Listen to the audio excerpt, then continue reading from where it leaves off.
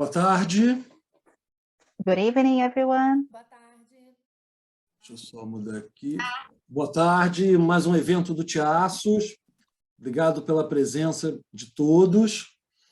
Hoje nós vamos receber uma querida convidada, Ruth Williams, de Londres. Seja bem-vinda, Ruth. Prazer receber você aqui conosco. Vou fazer primeiro a apresentação formal, Ruth. Ruth vai falar para nós, vai falar hoje, o tema dela é Alma e Espírito na Análise Junguiana. Ruth Williams é analista de data e supervisora da Associação de Analistas Junguianos de Londres. Ela é autora do livro Jung, Os Fundamentos e Explorando a Espiritualidade a partir de uma perspectiva pós-junguiana, reflexões clínicas e pessoais. Esse livro vai ser publicado pela Routledge e provavelmente vai estar já pronto para venda em 2003. Esse livro, né, Ruth, ele já está anunciado no site da Routledge, né? E quem quiser ter acesso com os capítulos, a descrição dos capítulos já está colocado lá. Ruth, prazer te receber. Eu já conhecia você do teu livro primeiro, dos Fundamentos, um livro bastante interessante, porque é um livro introdutório, mas é um livro que levanta algumas boas questões, nos faz pensar. É um livro bastante, eu diria, vai além dos fundamentos, por isso que eu acho que ele se faz tão útil. E para nós é um desejo, é uma grande alegria te receber. Espero que você se sinta à vontade. Tiaços é um projeto que já está em curso há 2 anos e há algum tempo nós queríamos te convidar. Fico feliz de você ter aceito o nosso convite desde o início. Por favor, sinta-se à vontade, tá? A casa é sua. Obrigado pela tua presença.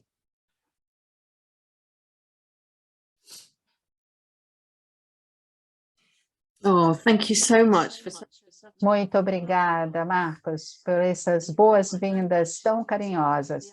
E muito obrigada a você e ao Tiaços por me convidar. É realmente uma alegria estar aqui.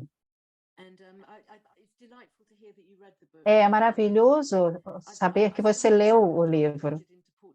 Eu ficaria muito feliz de ter traduzido em português para que possa, então, ficar mais disponível no país de vocês, porque tem muita gente interessada, eu sei. Bom, não vou começar aqui a tentar fazer a venda do meu livro, mas o que nós vamos falar hoje é baseado no capítulo desse meu novo livro, intitulado Explorando a Espiritualidade, que deve ser lançado por volta de fevereiro de 2023. Bom, eu vou começar falando sobre a alma, o espírito e depois os chakras. E depois eu vou falar um pouco sobre um projeto de pesquisa que eu fiz para o livro, que talvez alguns de vocês tenham participado. E eu realmente gostaria de saber se vocês responderam a essa pesquisa, alguns de vocês. Vamos começar com a alma. Ouvir o chamado de nossa alma e espírito é nossa tarefa por excelência na vida. Aprender a distinguir entre os diferentes apelos à nossa atenção. Não é fácil, e esse é o desafio que nos é colocado constantemente. Isso é intuição, medo, ansiedade ou paranoia?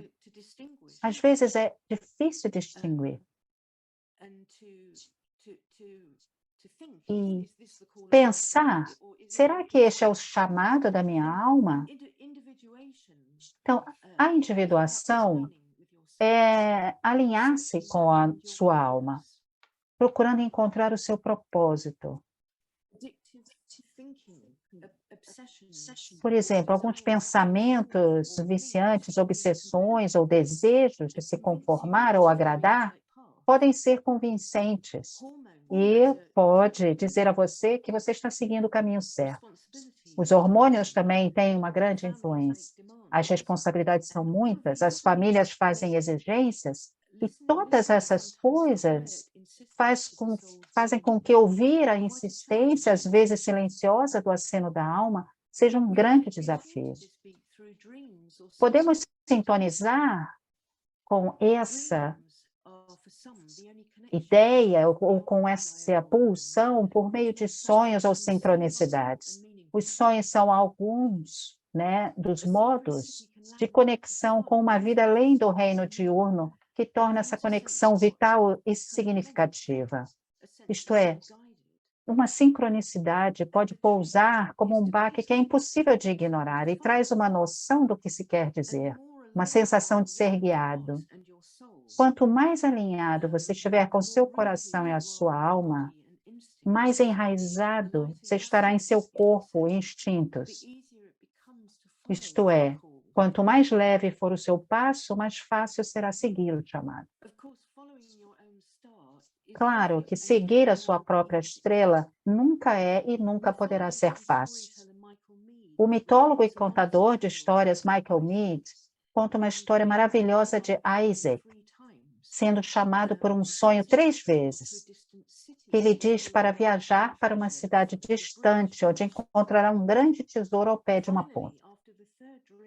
Finalmente, após o 3º sonho, ele não pode mais resistir ao chamado do sonho, mas se sente tolo e inibido de cavar o tesouro, pois há guardas ali na ponte. Depois de dias andando de um lado para o outro, um dos guardas se aproxima de Isaac e pergunta se ele está bem. Isaac esconde a sua vulnerabilidade ao se sentir um tanto tolo por levar um sonho a sério e diz ao guarda por que ele está ali. O guarda concorda que é bobagem ouvir a um sonho e diz a Isaac que ele próprio teve um sonho na noite anterior, quando um homem chamado Isaac é instruído a voltar para casa e olhar atrás dos tijolos soltos da sua lareira, onde descobrirá uma grande quantidade de ouro. Depois de escrever isso, eu me deparei com outra versão dessa história, que supostamente se originou na Alemanha, onde um homem encontra uma caixa forte de cobre cheia de moedas de ouro debaixo de uma árvore.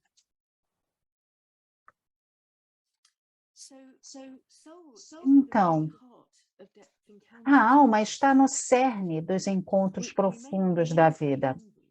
Podemos não usar essa linguagem, mas com certeza reconhecemos essa profundidade quando a experimentamos.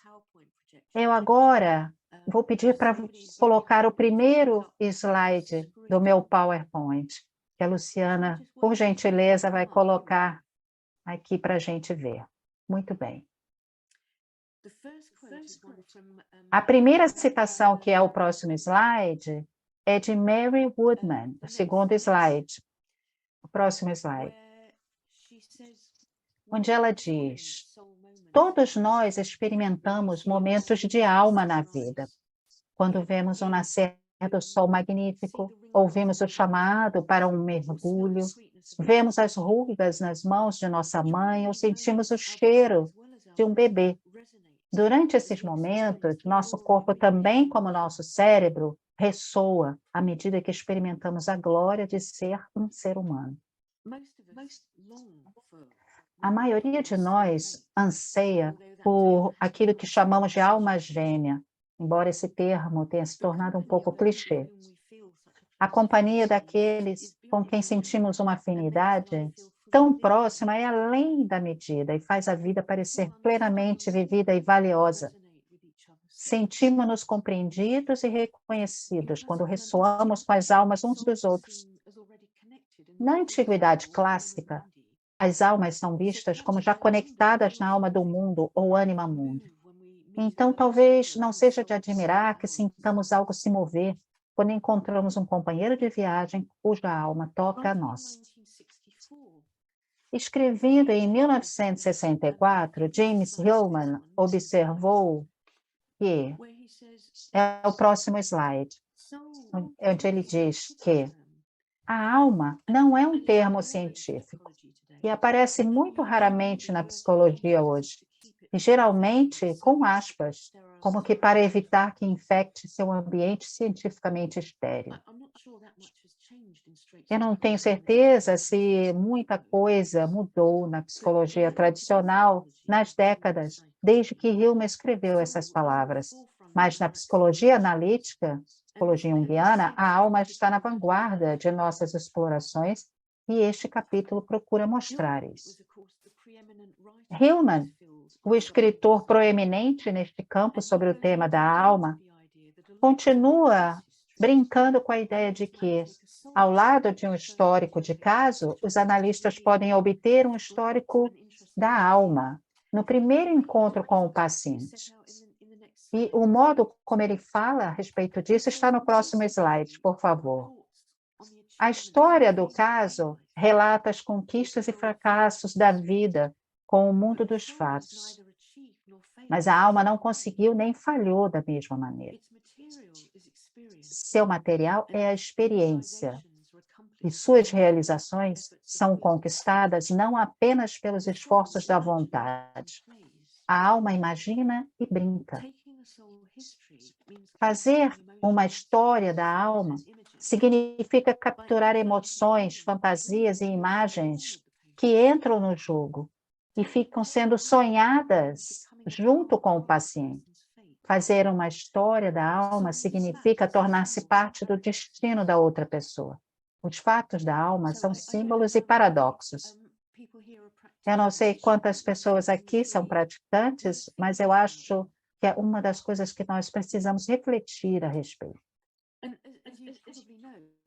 Como vocês já devem saber, psique e alma são termos usados alternadamente no discurso junguiano.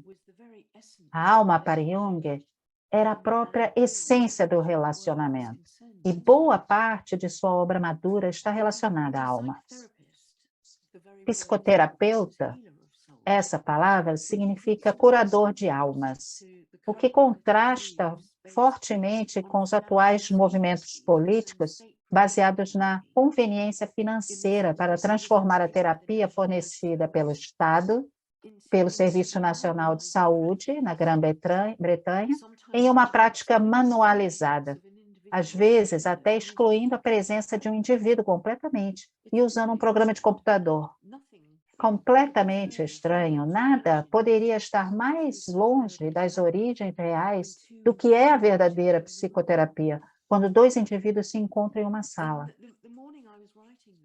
Esta mesma manhã, houve um relatório em que a Associação Médica Britânica publicou uma pesquisa mostrando os resultados do trabalho com um terapeuta computadorizado e um terapeuta humano, de base cognitiva, e dizendo que eles eram indistinguíveis.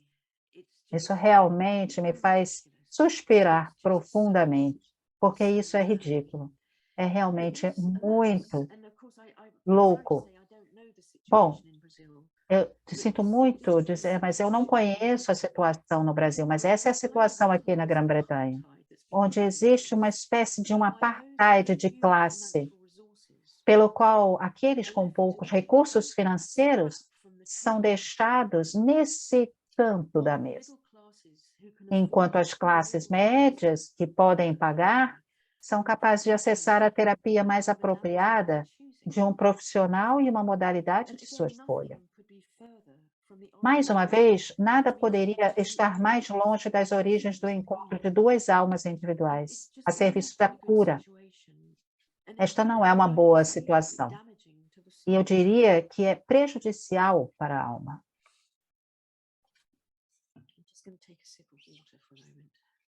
Só um minutinho.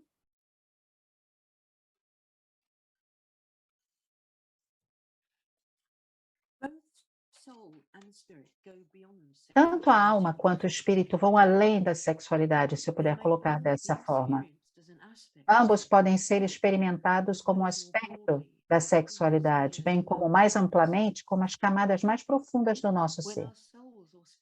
Quando nossas almas ou espíritos se encontram em uma união sexual, as maiores profundezas ou alturas são alcançadas. A alma pode ser experimentada como uma nota grave. Espírito pode ser sentido como um alto tom etéreo. O arco da jornada da alma é lento e perceptível ao longo dos anos, enquanto o espírito pode se mover como um relâmpago. Nem sempre, mas pode. A alma, a gente pode dizer que está conectada à terra e à água, que nos conecta ou nos enraiza à terra, criando um canal para receber a energia de cura que vem de Gaia. A alma nos conecta através de nossos corpos, aos níveis tônicos. O espírito está ligado ao fogo e ao ar. Ele metaforicamente nos eleva. Nosso espírito se eleva, transcendendo o reino diurno. Também se pode dizer que a alma é como uma membrana que liga o mundo físico ao espírito. Nos dá acesso, no plano físico, à experiência espiritual. Essas coisas eu realmente gostaria de saber se vocês concordam, discordam, se vocês vivenciam algumas coisas de forma semelhante ou não. Agora eu vou passar para uma outra parte onde eu vou falar mais sobre o espírito. Para Jung, como para mim, espírito não é um conceito, mas sim um fenômeno empírico que pode ser experimentado por qualquer um e, na verdade, por todos. Quando me refiro ao espírito, refiro-me ao aspecto espiritual de nós mesmos. Estou me referindo à dimensão transcendente da existência, em vez de espíritos paranormais, que é o assunto de um capítulo diferente do meu livro. O espírito também é visto como o elemento energizante da criatividade, pelo qual você pode sentir como se as palavras estivessem se escrevendo ou que uma pintura estivesse se pintando. O numen, ou a natureza edificante de uma obra de arte, pode ser experimentada como espiritual. Jung escreveu um volume inteiro sobre o espírito no Homem, Arte e Literatura, que inclui ensaios sobre Picasso, Ulisses e James Joyce. Isso não quer dizer simplesmente que essas obras foram inspiradas pelo espírito, mas também movidas pelo espírito. Um exemplo disso pode ser que, quando estou escrevendo, às vezes acordo com palavras que passam pela minha mente e eu corro para pegar e registrar ao acordar, pois muitas vezes são pepitas de ouro que não estavam em minha consciência, mais do que uma imagem onírica que eu tento capturar ao acordar, para lembrar depois. Então, eu vou escrever, eu vou colocar no meu telefone para que eu possa lembrar da imagem, para que eu possa capturá-la. Porque esses momentos são preciosos e fugazes. No meu primeiro livro, Jung e os Fundamentos, cito vários exemplos de obras de arte e descobertas científicas que foram sonhadas, como, por exemplo, a música Yesterday, de Paul McCartney, que eu tenho certeza que vocês conhecem. E McCartney chamava isso de mágica, e que, de alguma forma, de certa forma, podemos dizer que sim. Há muitos exemplos de inspiração que chegaram por meio de um sonho, que parece ser um presente de Deus ou do outro lado. Você pode interpretar através das lentes do seu próprio sistema de crenças e você pode ter outras ideias sobre a fonte dessa inspiração. Mas é assim que eu penso a respeito. Seja como for que você conceitue tais experiências, elas realmente deixam uma impressão indelével e são vivenciadas como preciosas. É para o espírito que nós direcionamos as nossas orações. E talvez como experimentamos nossas orações sendo respondidas. embora isso possa, claro, não ser diretamente da maneira que desejávamos, pode não acontecer da maneira que a gente queria, o espírito tem uma maior sabedoria que vai além da nossa perspectiva quanto ao que podemos estar precisando. Nós podemos ficar, às vezes, muito frustrados quando nós temos um objetivo muito estreito dentro dos seus desejos e orações. Mas, na verdade, o que a gente precisa pode estar ali passando através de uma perspectiva mais ampla. Então, para aqueles interessados em analisar academicamente a perspectiva de Jung sobre o espírito, um artigo foi publicado por um praticante dinamarquês que analisa o desenvolvimento do uso do termo por Jung ao longo de sua vida, que incorpora um amplo espectro de pontos de vista. Git Johansen discute o espírito dos tempos e o espírito das profundezas de Jung, que ele descreve, como vocês provavelmente já sabem, que ele descreve no livro vermelho. Mas estes podem ser vistos como complexos que levam Jung ou o conectam ao mundo da alma. Jung usou essa maneira de se referir ao espírito dos tempos e das profundezas para elaborar seu próprio pensamento sobre o mundo da alma e do espírito, como ele o experimentava. Eles certamente têm uma qualidade luminosa e operam em um nível profundo, mas podem ser diferentes daquilo a que me refiro como a dimensão espiritual da vida, que é vista como a centelha divina que anima a todos nós e que alguns chamam de Deus. Não estou me referindo a um Deus sobrenatural que reside em algum lugar em cima, ou lá fora, ou lá em cima, como algumas pessoas pensam em algumas religiões. Mas sim a uma energia que é onipresente, significando tanto fora quanto mais especificamente dentro de cada um de nós. Um nível em que, francamente, dentro e fora não tem significado. Isso é o que os alquimistas chamavam de quinta essência, a quinta essência de nossa própria natureza. É diferente daquilo que Jung chama do espírito dos tempos e o espírito das profundezas, que podem ser pensados como imagens de Deus, ou metaforicamente, em imagens dos deuses, se pensarmos mitologicamente. Outra maneira de ver a questão podem ser os arquétipos, que têm complexos em sua essência, que podem dar a mensagem do espírito no sentido de que pessoas certas podem aparecer no momento certo, ou personagens arquetípicos em mitos e contos de fadas que carregam a mensagem necessária para entrar no caminho certo. Talvez vocês possam pensar também como melhor descritos, como duendes em vez de espíritos. Então, eu percebo que isso pode soar como dançar, um pouco na cabeça de um alfinete. Mas esses são pontos de diferença que estou tentando distinguir. Jung viu o espírito nessa linha, quando caracterizou o espírito como fragmentos da psique. No entanto, eles não precisam permanecer separados e podem se unir dentro da psique abrangente. Este é o trabalho final que culminou na obra madura de Jung sobre a alquimia. Essas facetas da vida precisam ser incorporadas para que nos tornemos mais inteiros e conectados com o nosso potencial máximo como seres humanos. Não apenas para nós mesmos, como indivíduos, mas também para a cura do mundo, eu diria. Todos nós podemos testemunhar as consequências da autoabsorção narcisista no mundo atual, e com alma e espírito sendo deixados frequentemente fora da equação. Tem muitos exemplos que nós podemos observar.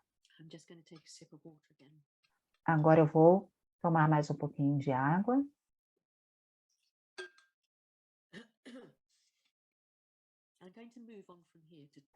Agora eu vou avançar e vou falar sobre o tema dos chakras. Se você pensa em chakras, a alma se relaciona com o chakra raiz, ou base, de base, conhecido como Muladhara em sânscrito. Está localizado ao redor do períneo e está associado à cor vermelha. Enquanto o chakra da coroa, Sahasrara em sânscrito, associado às cores violeta e branco, é a porta para o espírito, a luz divina, que é vista como a fonte. Então, aqui nós temos o períneo na base do corpo e a porta para o espírito está conectada ao chakra da coroa. Isso é, tem o acesso através do chakra da coroa, também conhecido como Sahasrara em sânscrito.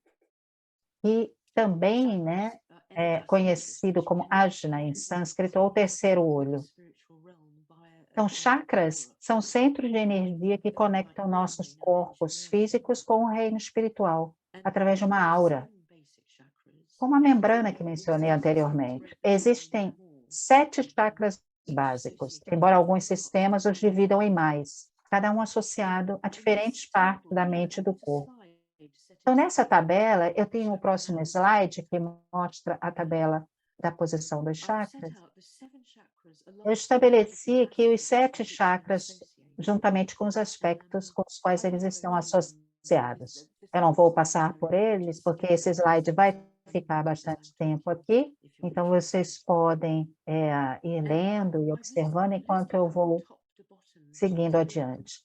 Eu listei de cima para baixo para espelhar a localidade física a qual eles estão ligados, embora geralmente sejam exibidos ao contrário, alinhados com o fluxo de energia que sobe do chakra da raiz. Esta energia é conhecida na Índia como prana e na China como Chi. Esse fluxo de energia é representado por excelência na Kundalini, onde a energia da cobra é vista subindo pelo corpo a partir do chakra da raiz e culminando ao subir através do chakra da raiz até a coroa, as alturas espirituais, alturas do despertar. Cada chakra também está ligado a um órgão endócrino. Existem múltiplas formas de olhar para essa distribuição, mas o que nós podemos ver aqui é uma ideia um pouco nebulosa, mas que está muito enraizado no corpo. Então, nós podemos realmente aprender como ativar esses pontos, mas é bastante possível. E o que eu vejo é que esses chakras podem ser muito úteis para localizar ali o ponto, o locus de um problema ou de um desconforto físico emocional, que pode ser atendido por meio de uma autoprática ou por um curador. O sistema de acupuntura, por exemplo, é baseado em parte nos centros de energia dos chakras. Na prática taoísta, os chakras também são descritos como o tronco do Tao. Neste modelo, o centro sexual também é visto como centro espiritual, que reverencia a sexualidade como sagrada. Tem um livro maravilhoso, traduzido do japonês por alguém chamado Chiga, Chiga, que é baseado em seu profundo estudo do Tao Te Ching, um antigo tratado sagrado escrito por um contemporâneo de Confúcio. Em suas viagens na China, as viagens de Chiga, ele conheceu um homem santo chamado Sr. M. E Chiga descobriu que, de fato, o Tao Te Ching está escrito em um código, usando o que chamamos de shakuji, que são letras que substituem as letras originais usadas, porque essas letras substituem as letras originais porque eles têm o mesmo tom, mas um significado diferente. Então, a tradução revelou um significado sexual profundamente sagrado para esse texto esotérico. Uma prática que Shiga descobriu chama-se Yama, Y-A-H-M-A, que equivale a yoga, com suas conexões com Kundalini e Tantra. Ele descreve de maneira muito inspiradora. Ele entrou em contato com essa prática em uma remota vila na China, onde ele experimentou o que ele chamou de unidade na Terra. Então, esse é o objetivo, embora seja uma palavra material muito concreta, de toda a prática espiritual. Ele relata uma harmonia entre os aldeões, que está muito distante da experiência vivida de grande parte de nossas vidas em economias ocidentais avançadas e sofisticadas.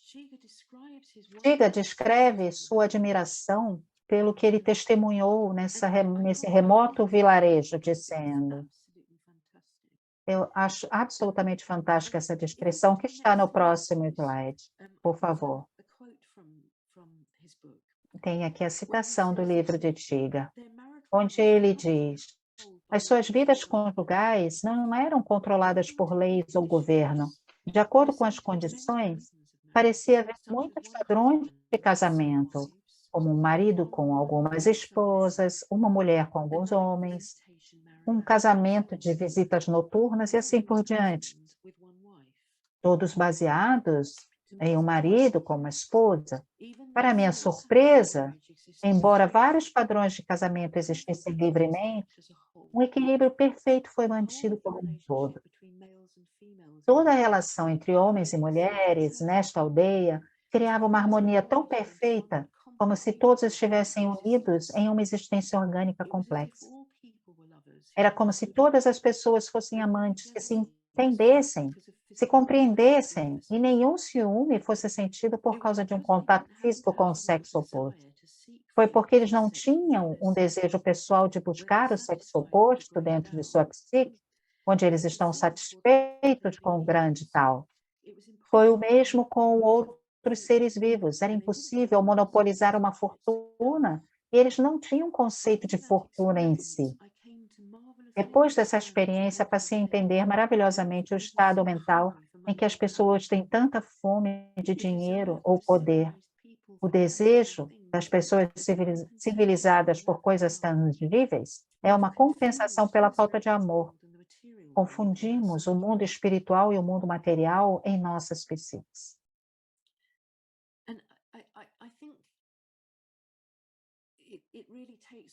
Eu acho que realmente é preciso muita atenção para ficar e refletir sobre o que ele disse, porque é muito fácil pensar numa situação que eu suponho que na nossa sociedade nós chamaríamos de poliamor,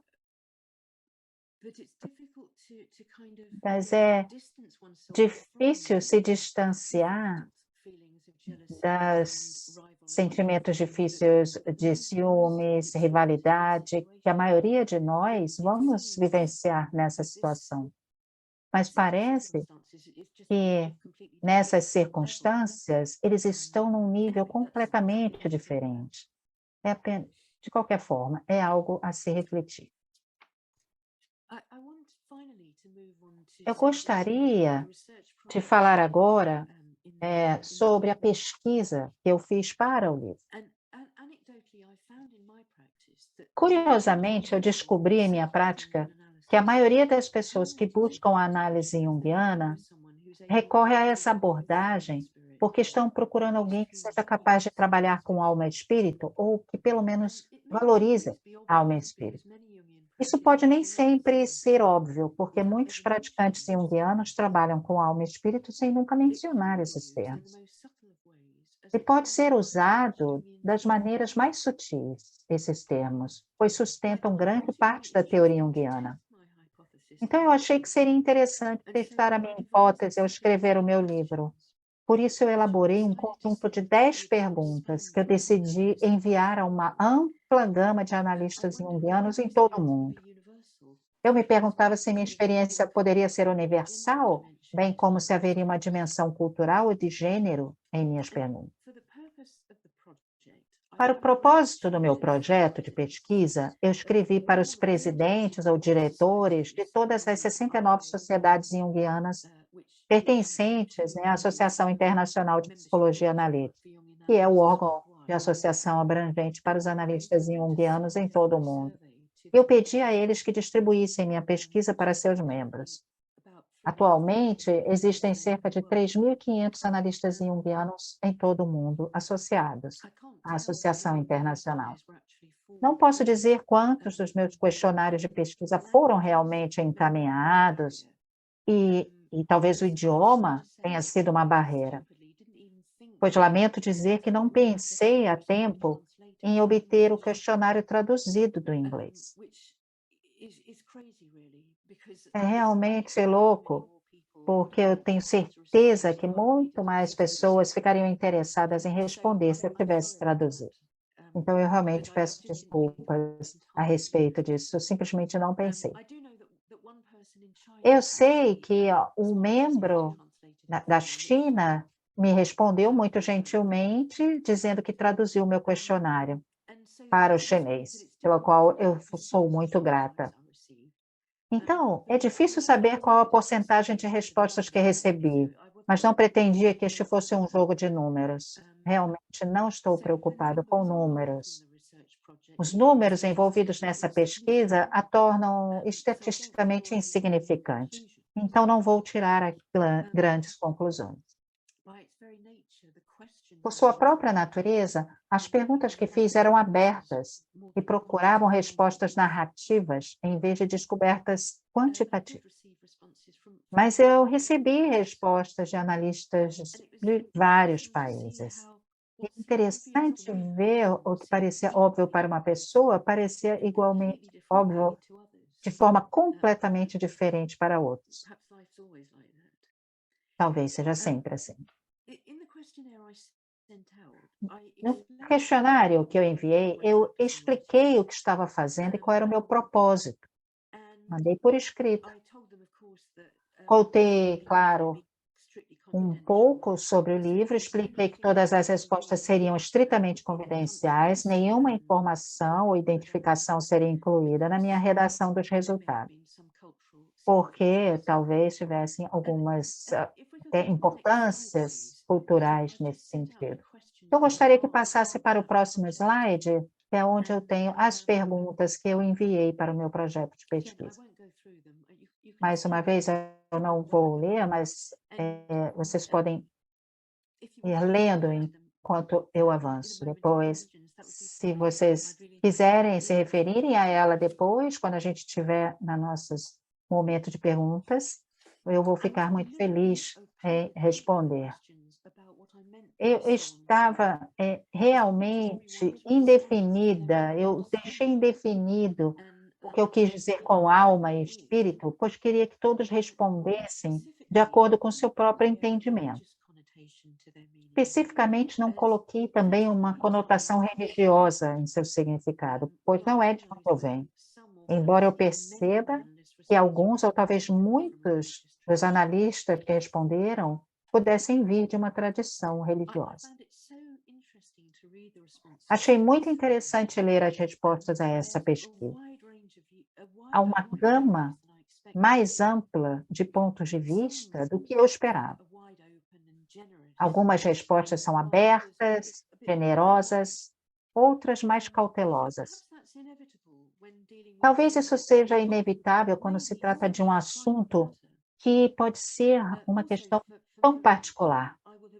Além disso, para muitos, eu terei sido uma estranha fazendo perguntas pessoais. Em todos os casos, sou profundamente grata aos entrevistados por dedicarem seu tempo para responder e por compartilharem seus pensamentos e experiências tão livremente, o que espero que os leitores considerem valioso. Pode não ser surpreendente que a maioria dos entrevistados que se deram ao trabalho de responder ao meu questionário se envolva com espírito e alma, independentemente da definição, porque eu esperava que as pessoas não fizessem. Mas eu fiquei bastante impressionada com o fato de poucos analistas identificarem um componente de gênero, classe ou cultura em si e como a alma ou o espírito aparecem na análise, porque é uma pergunta muito difícil. Eu não estava pensando que alguém teria mais probabilidade de experimentar alma ou espírito do que qualquer outra pessoa, porque essas são experiências universais que surgem em suas muitas formas diferentes em todas as culturas, épocas e gêneros. Pode ser que em algumas culturas seja mais ou menos aceitável falar sobre esses assuntos. Acho que a classe é uma área pouco explorada na literatura e também nos treinamentos, certamente, que talvez precise de maior atenção e que talvez possa nos ajudar a identificar se ela é um fator dentro do processo de trabalho. Certamente é um fator de acesso à análise. Um dos maiores obstáculos na obtenção de respostas da minha pesquisa, eu acho, foi o desconforto em torno do que poderia ter sido visto como uma introdução ao tópico em uma sessão. Eu mesmo não faria isso, pois não acredito que seja o lugar do analista estabelecer qualquer tipo de agenda de discussão ou tópicos a serem discutidos. Mas há momentos em que identificar algo relacionado à alma e ao espírito pode ser profundamente significativo e útil no processo.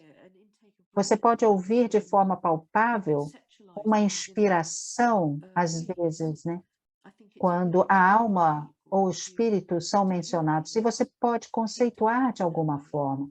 Acho que, de certa forma, é um alívio para as pessoas ouvirem essas coisas e captarem dessa forma. Então, revelar de onde viemos espiritualmente, como um analista, também é uma questão muito grande. Em alguns casos, é conhecido publicamente, né, por meio de escritos, artigos publicados, ou podemos estar cercados por sinais que são revelados em nossos consultórios. Mas essas revelações precisam ser cuidadosamente calibradas, e os analistas estarão conscientes do que estão revelando.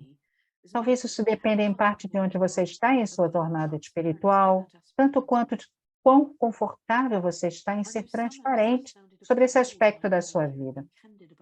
Alguns analistas pareciam estarrecidos com a ideia de serem francos sobre suas crenças, enquanto outros aceitavam isso com naturalidade. A maioria, porém, trata essas questões como parte da relação de transferência e contra-transferência e como qualquer outro fenômeno que possa surgir no processo. E outros voltam essas questões para Jung e referem-se à sua posição sobre esses assuntos.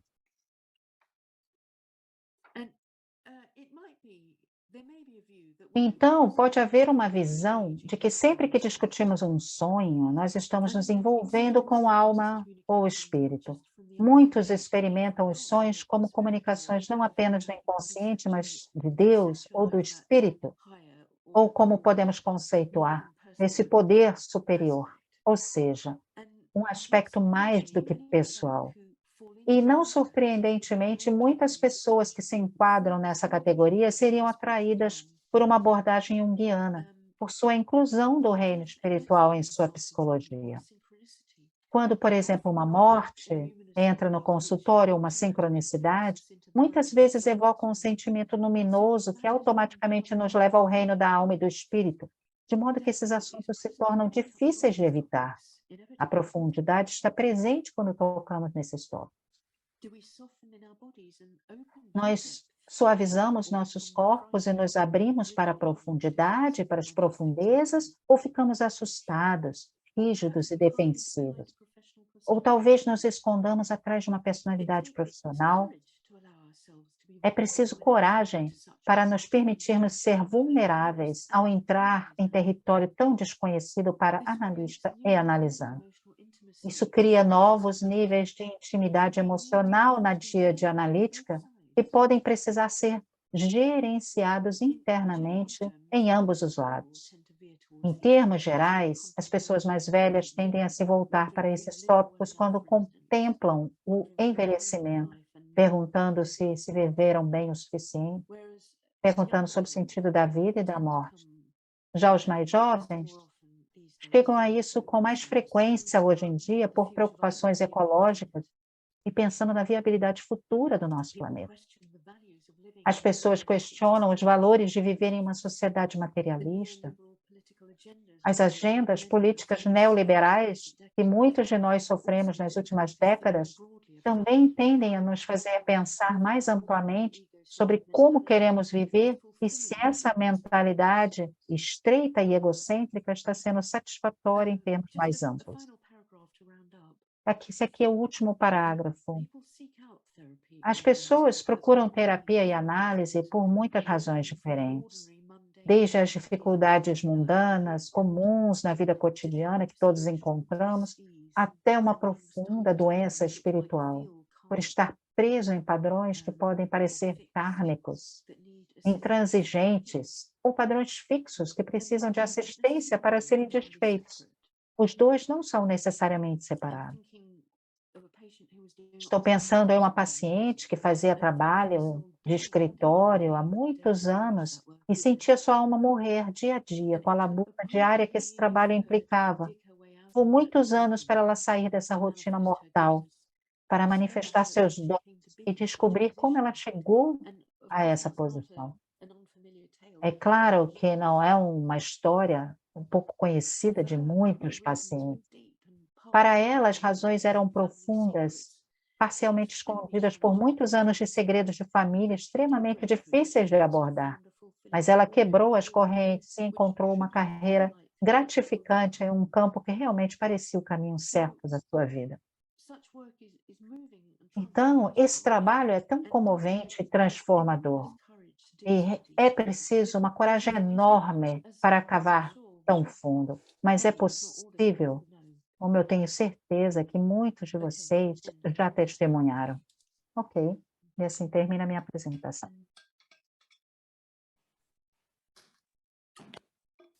Obrigado, Ruth, pela fala.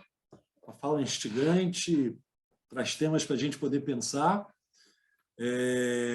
Bom, dando início aqui ao Thank you. debate, Yes. Yeah. a gente vai abrir agora para perguntas. Quem desejar fazer questões, por favor, coloque o nome no chat e aí eu chamo para a pessoa fazer a pergunta. Ruth, queria começar com uma questão. Quer dizer, duas questões. Vamos lá. Excuse me, just one sec. Yeah. Yeah. Please, go on. Yeah. Pronto, pode ir, Marcos. A primeira questão é uma questão mais, talvez um pouco biográfica, pessoal. O que te levou a escolher esse tema para escrever esse livro? É a tua experiência clínica? É um tema que surgiu ao longo da tua prática como analista? É um tema que te interessa pessoalmente? Então, a minha primeira curiosidade é saber quais são os motivos que te levaram a ter que escrever um livro para responder ou indagar-se sobre essa questão. Vou fazer essa, depois eu faço a outra, tá bom? Yeah.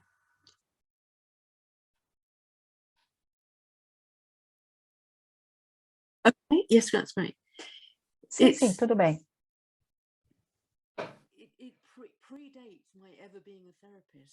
Bom, acho que foi antes de ser terapeuta.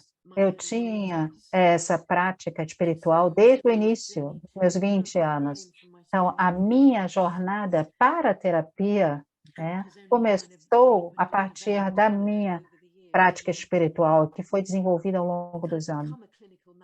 E se tornou também, né, digamos assim, uma bússola para a minha clínica.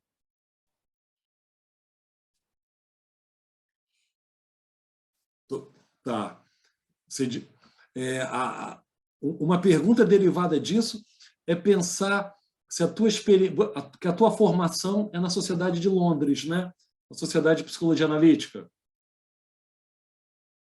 E como é que, se esse ambiente anglo-saxão, esse ambiente mais inglês do universo do mundo junguiano, ele é mais favorável ou não a essas questões? Porque me dá a impressão de que a escola inglesa de psicanálise junguiana ela não tem uma relação tão íntima com esses temas como outras escolas. Faz sentido para você?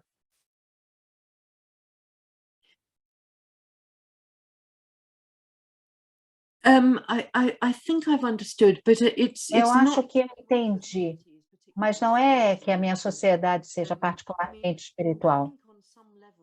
Isto é, eu penso que em alguns níveis, todos os junguianos têm algum interesse na espiritualidade, apesar de muitas pessoas não falarem a respeito.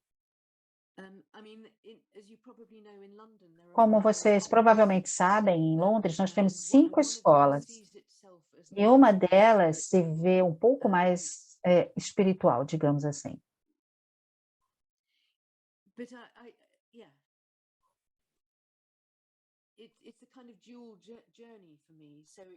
Para mim é uma jornada, pessoal. Não vem do meu treinamento, vem de mim mesmo.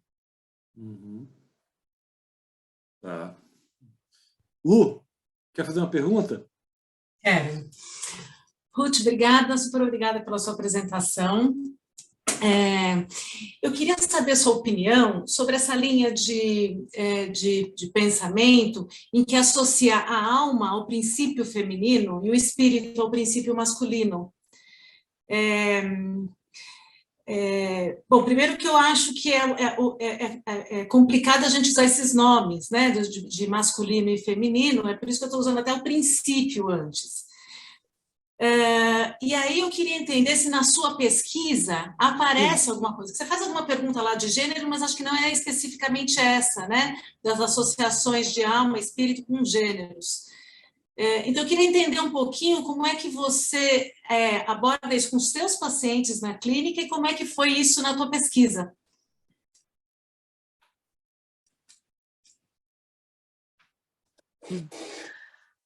I think the whole idea of Eu acho que toda essa ideia de separar alma e espírito em masculino e feminino é realmente muito, digamos assim, ilógico, na minha opinião. Eu conheço muitas pessoas que têm um trabalho profundo com a psicologia junguiana, mas para mim, essa parte da teoria junguiana é algo que realmente eu não uso, esses aspectos femininos e masculinos. Para mim, nós todos temos alma e espírito. É irrelevante o seu gênero, o gênero ao qual você pertença. O aspecto de gênero que eu estava tentando explorar na pesquisa não se referia exatamente a isso, mas se homens ou mulheres talvez fossem mais propensos a falarem sobre essas coisas. Mas, na verdade, eu não vi nenhuma diferença a esse respeito. Como eu disse, estatisticamente, minha pesquisa não tem grande valor, né? Eu estava mais interessada no conteúdo das respostas. Eu não sei se eu respondi a toda a sua pergunta, Luciana. Sim, respondeu sim. Eu queria emendar numa outra pergunta. Eu queria entender um pouquinho como é na sua prática clínica essa questão de como aparece a alma e espírito na transferência, na contratransferência, nos processos. Você estimula que esses assuntos venham à tona? Ou você revela quando eles aparecem?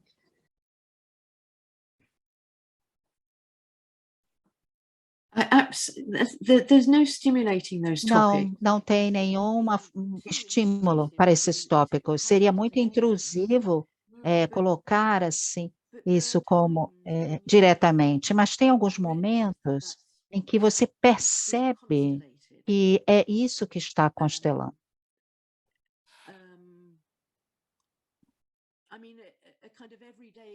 Quer dizer, um exemplo bastante cotidiano por exemplo, de alguém que eu atendi hoje, um jovem médico, que ainda não encontrou a sua direção na vida, ainda. Digamos assim, a sua especialidade. E para mim, isso tem a ver com alinhar-se com os propósitos da alma e ter a coragem de reconhecer que propósito é esse. Porque tem alguns sussurros a respeito, algo ali que sussurra, mas então ele tem alguns padrões psicológicos que ficam no lugar, ficam ali no caminho dessa manifestação, né? Eu não necessariamente estou falando disso em termos grandes, né, como experiências espirituais, eu estou falando ali das questões da nossa vida cotidiana, ok? Ou, por exemplo, quando você encontra alguém que, por exemplo, você ama e essa pessoa, né, vai até, se eleva acima do espírito, quer dizer, que precisa, de certa forma, voltar, né, para a base. Tem várias formas que a gente observa isso no dia a dia, né, mas são em diferentes níveis. E alguma vez você não observa isso nos processos terapêuticos? Isso não aparece?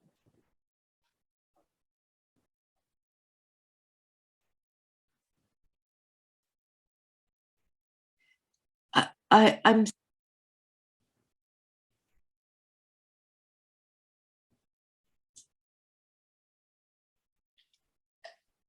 You mean when I see it, but I don't... Você quer dizer, eu vejo, eu observo, mas eu não aponto? Não, Ou eu não falo a respeito?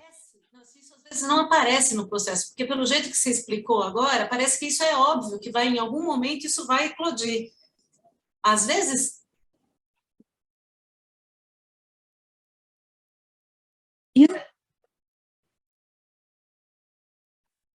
Many sessions, it's just about... Em muitas sessões, a gente fala de coisas ordinárias do dia a dia e talvez simplesmente não tenha nada que possa realmente chamar a nossa atenção a respeito.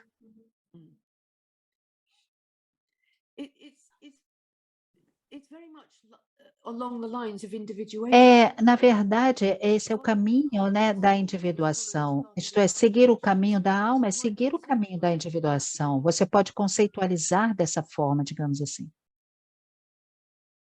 Ótimo. Obrigada. Obrigado, Lu. Wagner, querido, contigo. Olá, Marco.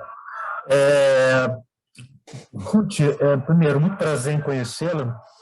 E, de verdade, eu acho que você está sendo bastante corajosa, né, em abordar esses temas, né, quando, na verdade, existe toda uma resistência, não só no meio da psicologia, de modo geral, né, por parecer, às vezes, não científico, né, por abordar coisas, vamos dizer, ditas espirituais, né, como se isso se conectasse necessariamente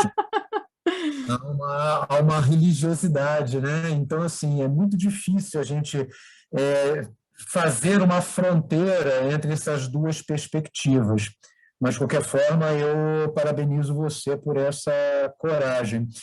Então, assim, Ruth, eu particularmente, em muitas situações clínicas no consultório, eu trabalho com a temática do suicídio, da morte, né? Que é um cenário que se afasta, né, da espiritualidade, daquele contato íntimo com a alma, né, com aquilo que a gente poderia, vamos dizer assim, que poderia significar o belo dentro da psicologia, né? O que faz, dentro da sua percepção, né, da espiritualidade, né, da alma, a pessoa, entre aspas, fazer uma escolha pela morte? O que seria? Obrigado.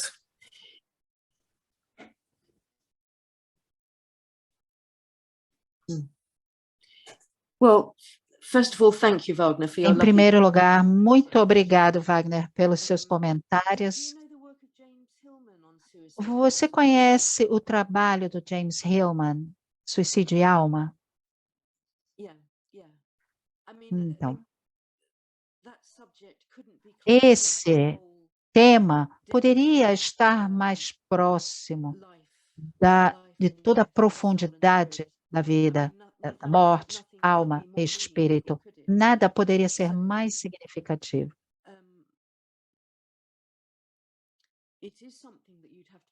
É algo que você precisa ter muita coragem para abordar dessa forma.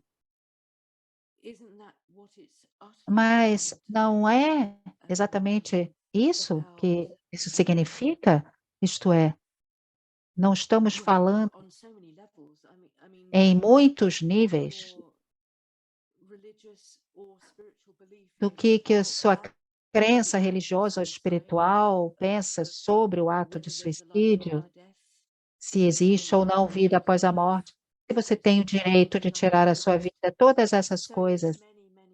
Existem muitas formas através das quais você pode abordar esse assunto, esse tópico, a partir das lentes de Hillman. Então, é difícil realmente responder, porque frequentemente no trabalho, quando alguém realmente é um suicida, você acaba tendo que lidar com isso de uma forma muito fronteiriça, porque nós temos um terror de que a pessoa realmente cometa o ato. É um trabalho muito difícil. Mas se alguém for capaz de falar sobre isso,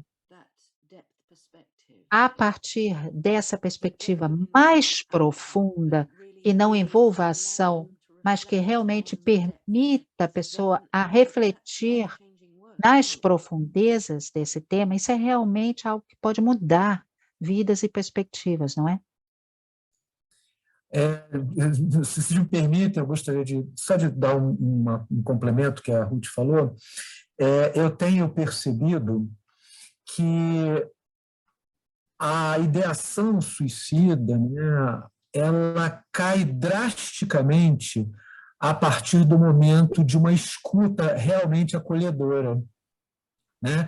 Já vi muitas circunstâncias na minha frente em que a pessoa estava prestes a cometer o ato, né?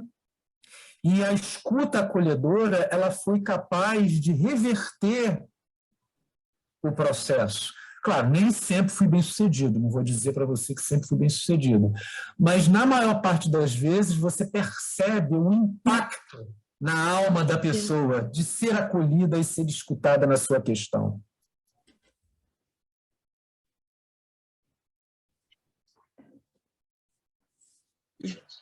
That's the true Sim, essa é a verdadeira psicoterapia.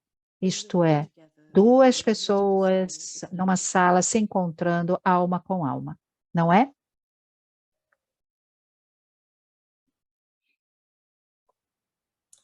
Obrigado, Ruth, perfeito.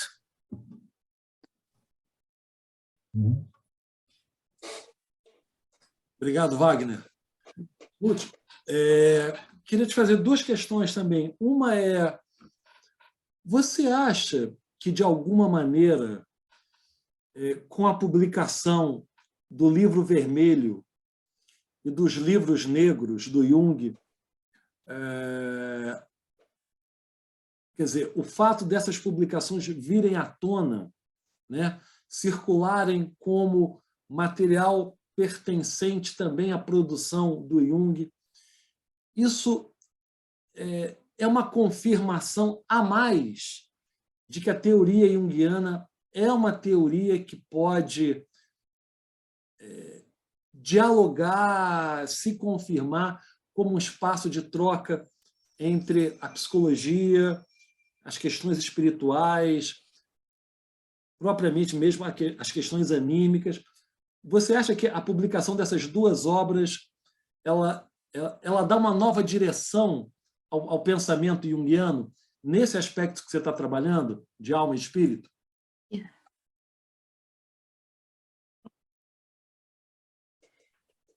Well, it's certainly produced an industry of publishing. Sim, nós temos muitas questões, né, dentro da indústria das publicações sobre o livro vermelho. Eu acho que o livro vermelho, e provavelmente agora os livros negros, estão se tornando muito idealizados, às custas do trabalho que a pessoa esteja fazendo. É claro que eles são admiráveis, sem nenhuma questão, muito interessantes e realmente exploradores. Mas, para mim, o trabalho verdadeiro é fazer a nossa própria jornada interna e criar nossa jornada interior e criar o nosso, digamos assim, processo equivalente, mas o nosso próprio processo equivalente. Quando você diz idealizado, essas obras serem tomadas como, entre aspas, modelos a serem seguidos? Absolutely, absolutely, yes. Sim, com yes, certeza. Sim. yes, yes. Uhum. Tá. No, I mean, the whole method of active Todo o imagination método de imaginação ativa em usar a arte são realmente incríveis, são usados, eu recomendo todo o tempo, com certeza. Yeah. I mean, this is a bit tongue in cheek, but I mean, there are just É, so many books é about porque tem tantos livros sobre o livro vermelho agora, né? Tá. Uma outra questão, Ruth, pensando nisso, o que você acha que impede, não possibilita a psicologia junguiana em tornar-se uma disciplina espiritual? O que impede o pensamento junguiano dele não tornar-se uma disciplina espiritual?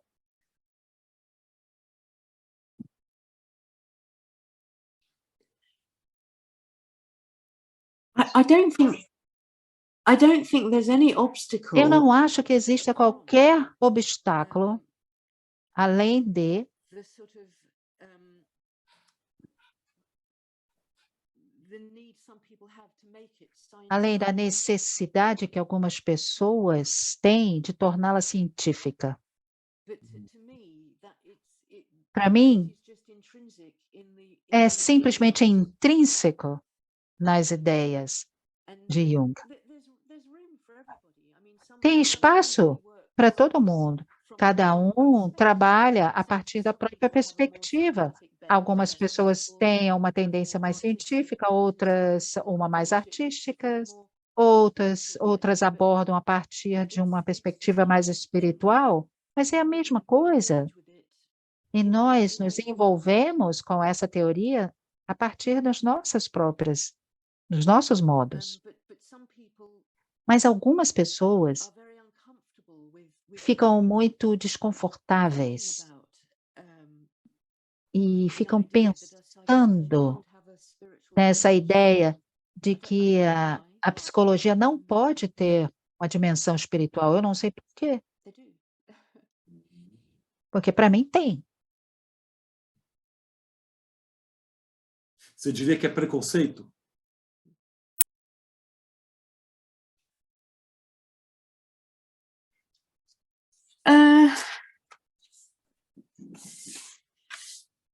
Well, possibly.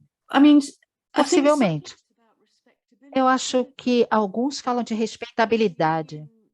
field E é claro que o campo junguiano reputation in some parts. talvez não tenha uma boa reputação em algumas partes do mundo. Eu não posso falar aí da parte de vocês, eu sei que Jung é muito popular, talvez tenha, então, uma imagem diferente. Mas aqui, desse lado, os freudianos são vistos como muito respeitáveis e os junguianos vistos como um pouco loucos.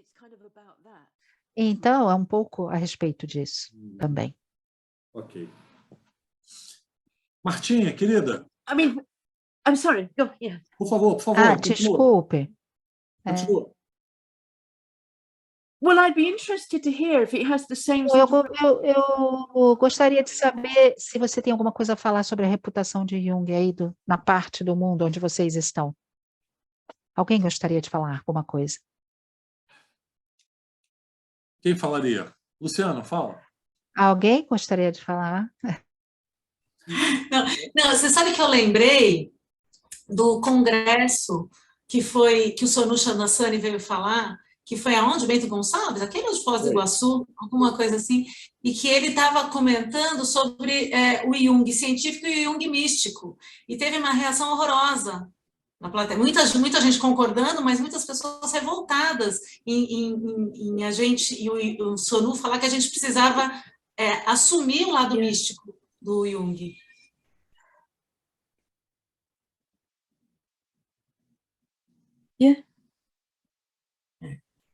Yeah. Sim. For many of us, that's what's Para attractive. muitos de nós, isso é que nos atrai, não? Agora, Ruth, eu vou passar a pergunta para a Marta, depois eu volto à questão da respeitabilidade. Depois eu volto. Martinha, contigo. Primeiro, assim, obrigada, Ok. Ruth. Gostei muito, achei muito interessante a palestra. E eu fiquei muito intrigada com o que você falou, quer dizer, assim, até um pouco sobre o terapeuta computadorizado, né? Assim, eu não conhecia isso, que você falou aí do sistema, né? Mas eu fiquei assim com uma ideia, né? Assim, uma pergunta. Não poderia, quer dizer, mesmo, né, de uma certa forma, tendo essa imagem, né, de uma coisa robótica, já só os algoritmos, mas a questão do fazer alma, né?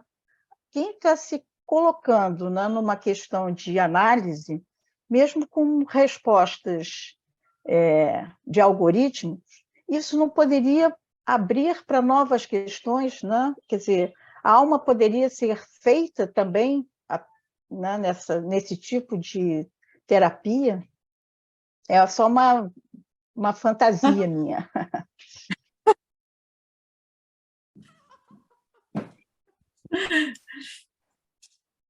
No.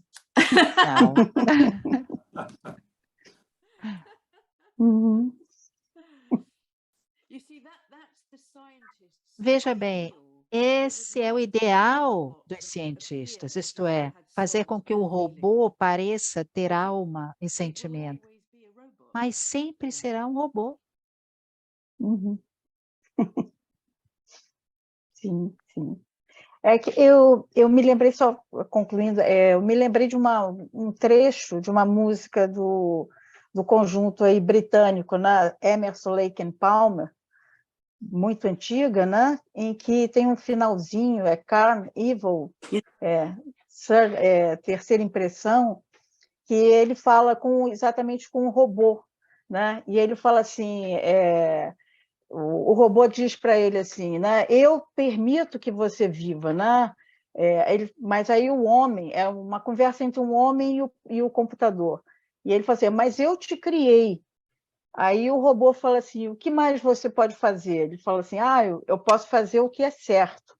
Aí o robô fala, mas eu sou perfeito. Então, quer dizer, que ideia é essa, né? Entre a criação, criação, né? Que eu acho que não que possa ter alma, né? Mas achei interessante essa, né? Essa fantasia, né? Que também nos percorre, né? Não sei se você conhece essa música. É um conjunto do... No, I don't. É um conjunto de Não rock conheço. progressivo, Emerson, Lake and Palmer, da década de 70. Em inglês. Tá?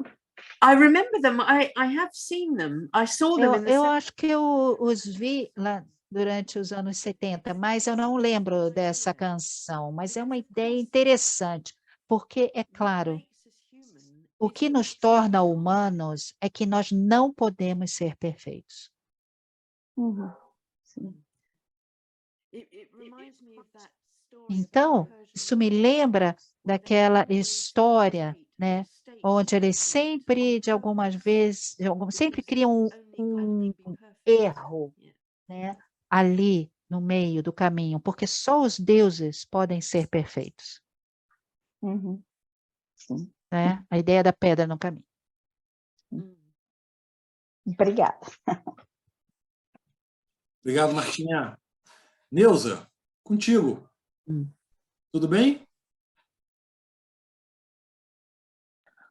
Olá, muito obrigado pela excelente palestra, gostei muito também. E queria falar o seguinte, eu estou aqui, eu sou brasileira, mas estou morando aqui em Portugal. E quando eu fui fazer meu reconhecimento dos meus diplomas pela universidade aqui em Lisboa, eles não reconhecem nenhum título junguiano, porque diz que isso não é psicologia, isso é qualquer coisa místico, mas eles não consideram como psicologia. Então, nós estamos aqui na luta para ver começar um núcleozinho de trabalho por aqui.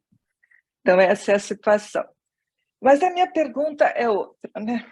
Acho que desde quando a gente separou, né, a ciência e religião, e, portanto, a psicologia da espiritualidade, né, eu vejo assim que nós, psicólogos, e muito de nós temos muito medo de trabalhar com o paciente quando ele tem uma experiência transcendência, uma emergente espiritual.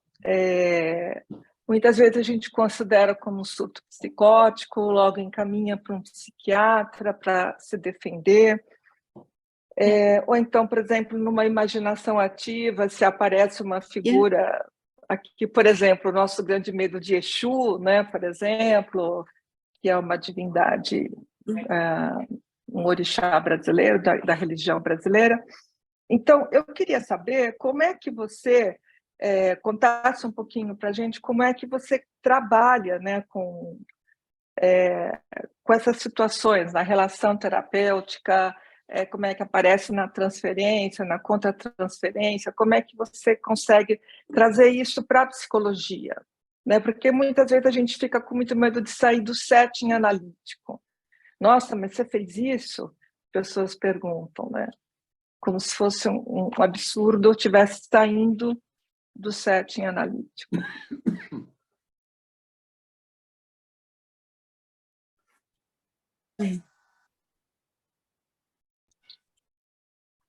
Well, there are different things. Então, são coisas diferentes aqui que eu preciso responder. Quer dizer, não existe deixar o setting analítico.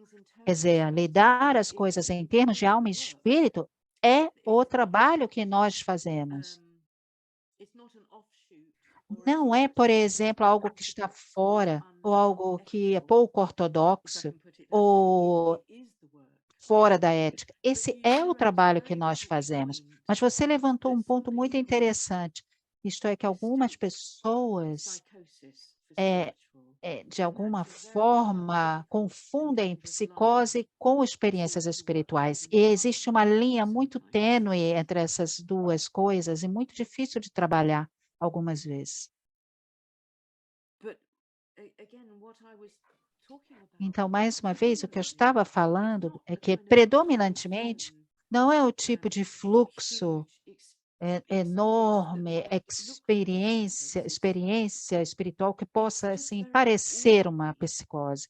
É simplesmente algo ordinário, algo que faz parte da nossa vida cotidiana. Isto é, essa experiência não necessariamente é algo assim, experiências elevadas, que talvez possam até parecer perigosas, como um surto psicótico. Não é disso que estamos falando.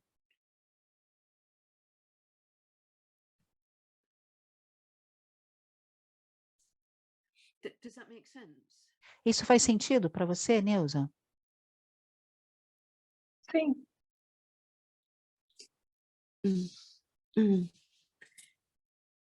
It is very difficult. I mean, I É had somebody... muito difícil.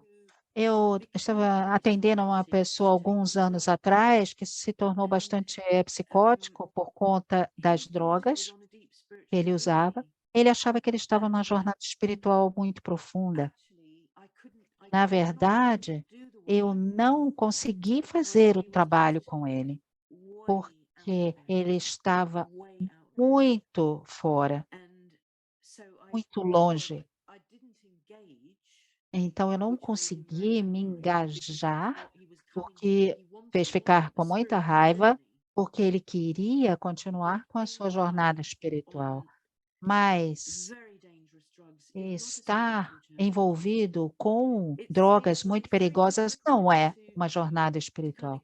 Isto é muito difícil perceber todas as sutilezas aí. Mesmo, por exemplo, nos noticiários ontem, tinha uma notícia sobre o uso do psilocybin para depressão, que tem sido usado em pequenas doses. E é extremamente eficaz e pode ter o seu uso seguro com doses muito pequenas. Mas com doses mais altas pode estar completamente fora de controle e as pessoas podem adoecer. Então é um território muito complicado. Psilocybin, which is the Psilocybin. Ah, sim, é baseado em cogumelos, uma substância retirada dos cogumelos. Obrigado, Neuza. Obrigada, Max. Obrigada, Ruth. Ruth, vou te fazer algumas perguntinhas breves, entre aspas, para a gente encaminhar para o final. O título do seu livro novo é Espiritualidade a partir de uma perspectiva pós-junguiana.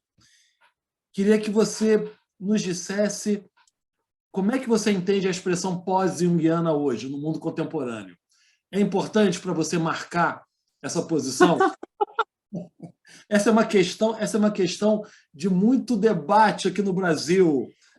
Os pós-junguianos são muito mal compreendidos aqui, então, para nós é importante ter a tua opinião.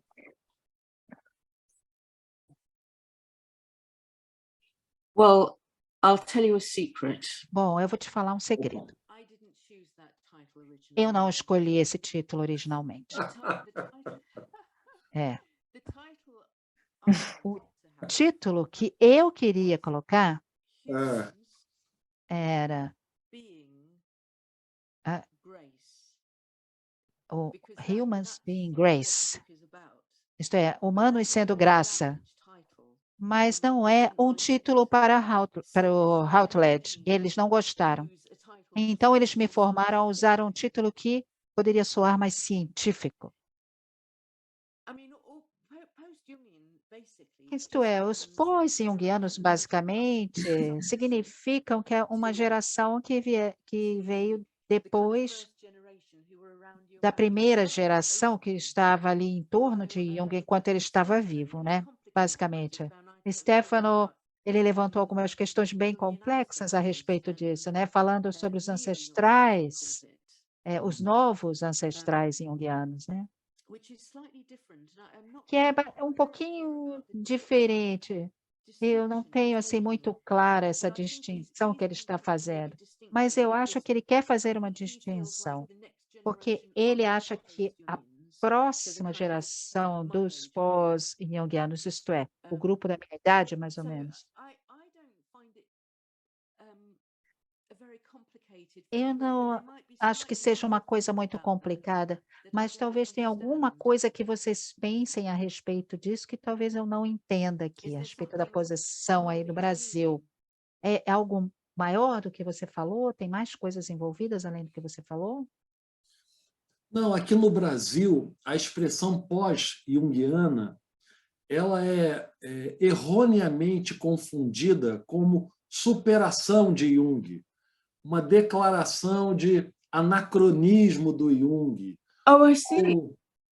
que não tem nada a ver com a maneira como o Samuels a definiu.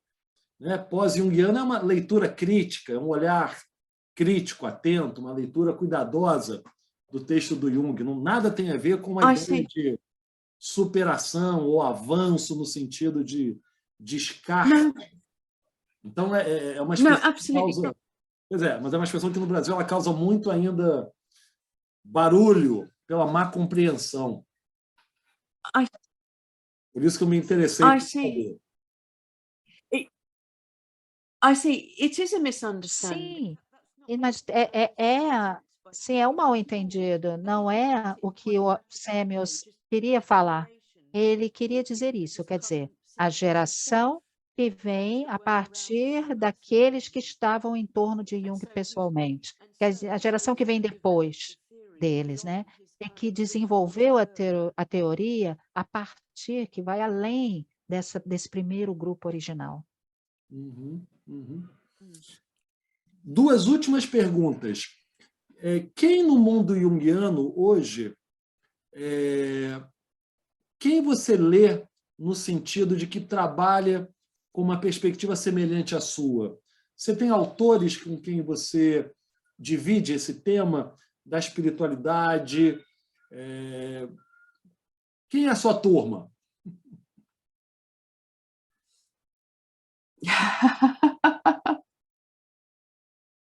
I have no personal group. Eu não tenho uma turma pessoal.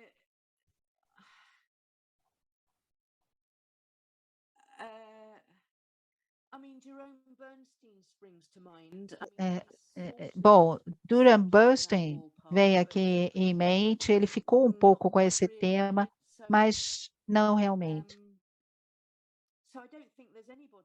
Então, acho que não tem ninguém assim que seria da minha turma. Você pensa em alguém? Pois é, eu estava aqui tentando lembrar alguns. You know Jerome Bernstein in Santa Fe, New Mexico? Durham Bernstein, de Santa Fé.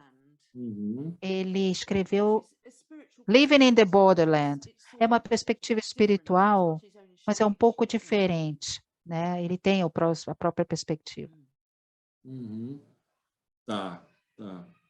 E, Ruth, a última Yeah. pergunta. Se a gente ainda quisermos manter o valor da interpretação como um conceito, uma ferramenta analítica, a experiência espiritual ela é interpretável?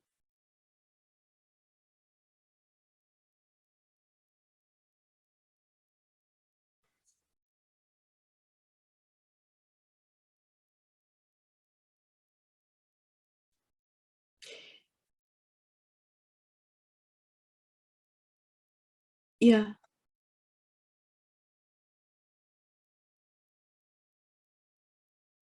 That's an interesting question. Essa é uma questão interessante. I think naming an experience. Eu acho que nomear uma experiência, acho que é bastante, é suficiente quando algo do gênero está acontecendo. Eu não acho que requer uma interpretação, porque, de certa forma, diminuiria e se tornaria um conceito intelectual e levaria você para longe da essência da experiência. Algumas vezes, apenas reconhecer, nossa, realmente a gente alcançou alguma coisa aqui, não? Esse tipo de coisa pode ser suficiente para que ambos fiquem com aquela ressonância, para que ambos reconheçam algo ali. A nomeação por si só já bastaria, já seria suficiente. Suficientemente bom. I mean, it's difficult to sort of answer É just kind of difícil, né? randomly, not talking Falar aleatoriamente, não falar sobre uma coisa específica, por exemplo. Mas não, nós não queremos arruinar a experiência, tornando essa experiência, transformando isso em algo, digamos assim, né, que fique dentro dessa questão de definição e de interpretação. Mas, com frequência, esses eventos nos fazem pensar sobre as coisas de forma mais cognitiva. Algumas vezes, simplesmente sentar em silêncio e ficar com a experiência é o bastante.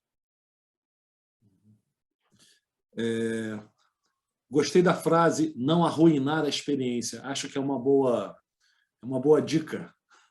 Funciona como uma boa linha de condução. Não arruinar a experiência.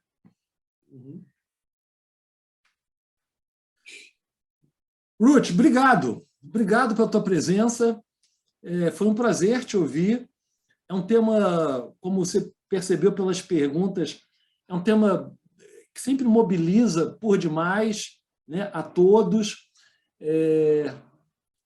Eu acho que é um tema que ainda, de alguma maneira, como o Wagner mencionou aqui, né, tem uma coragem grande da sua parte em trazer esses temas à tona, e acho que é fundamental que a gente possa discutir, trazer, e, por que não, aproximar ou confirmar a psicologia junguiana como uma relação de vizinhança com esses territórios do espiritual, da alma, anímicos. Queria te agradecer, tá? Muito obrigado.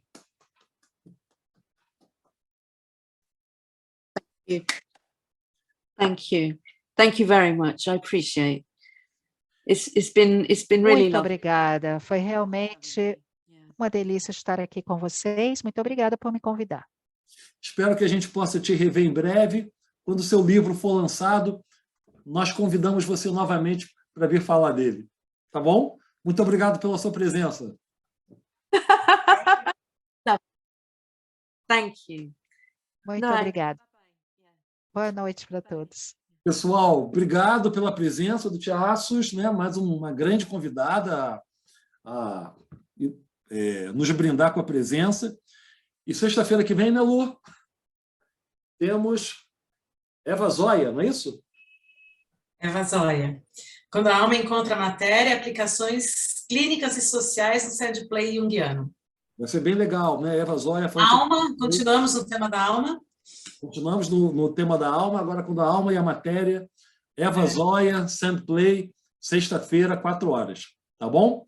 Pessoal, obrigado. Ruth, abraço. Bye-bye. Bye.